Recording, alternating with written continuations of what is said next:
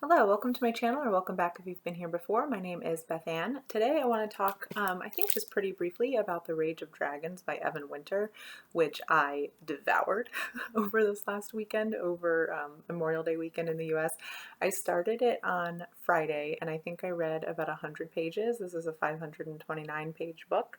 And then I actually didn't touch it Saturday because we were camping, and then Sunday I just got totally sucked in, and um, thank goodness my husband isn't like divorcing me or something. I basically just like tunnel vision on the book and ignored my kid and my husband. A lot of stuff didn't get done, but I just like could not stop reading this on Sunday. So I totally devoured it.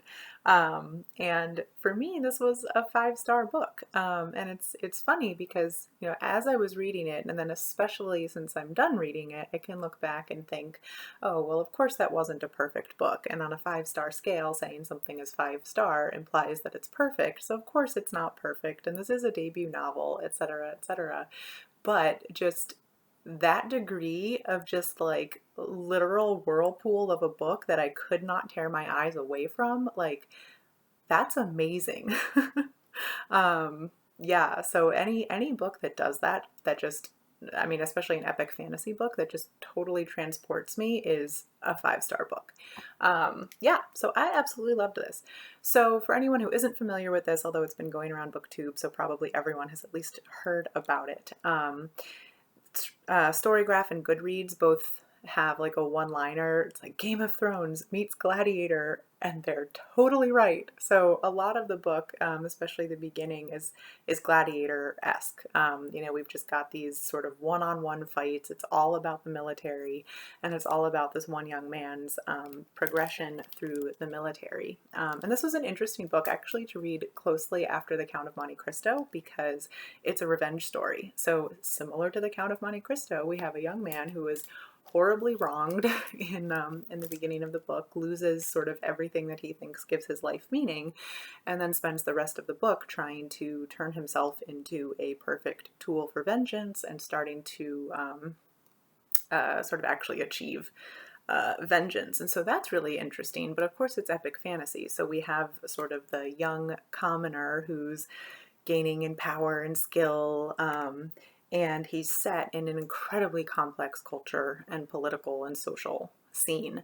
And in particular, in this book, our main character, Tao, and sort of everybody that he's involved with are part of a group of people called the Omehi, who have been invading a peninsula on a new continent for the past 200 years. They had to flee their original homeland because of something called the Cull that we don't really hear too many details about in this book, but essentially they were sort of under this huge violent threat, and the remnant of their people sort of fled across the ocean, arrived at this peninsula. The problem is the peninsula was already occupied, and so for 200 years they've been in this battle for their lives with the indigenous peoples of the continent that they landed on.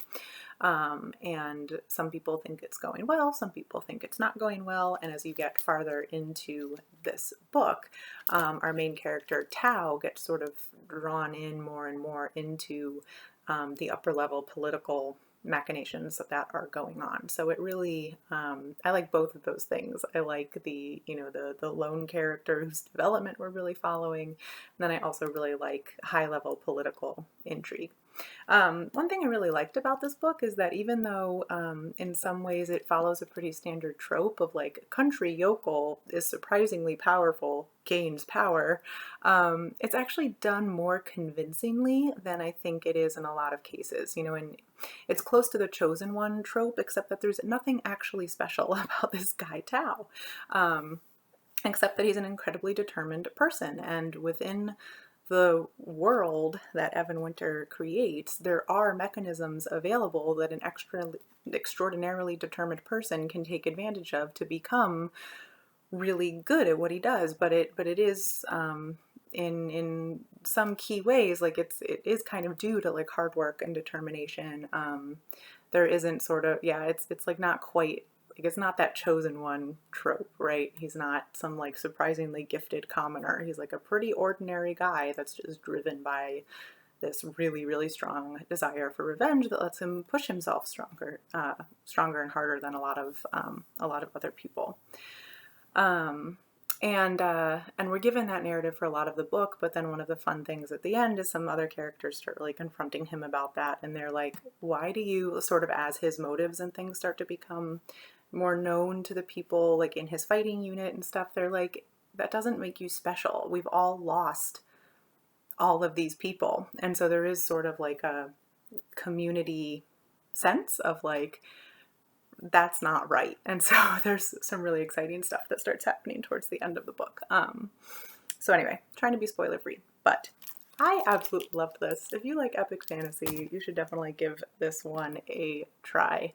And I think for a lot of people, even if, you know, you can see some flaws in the writing and the character and the construction of the story and everything, if you're like me and just love like that sort of like action-packed fantasy that can just like take you away and immerse you, yeah, this book was great. So I've already put the sequel on hold from the library because I think there are 2 out, and I think there's a contract with the publisher for at least 4 books is my understanding, so we should get some more books in this world. Okay, that's all I've got to say about The Rage of Dragons 5-star read.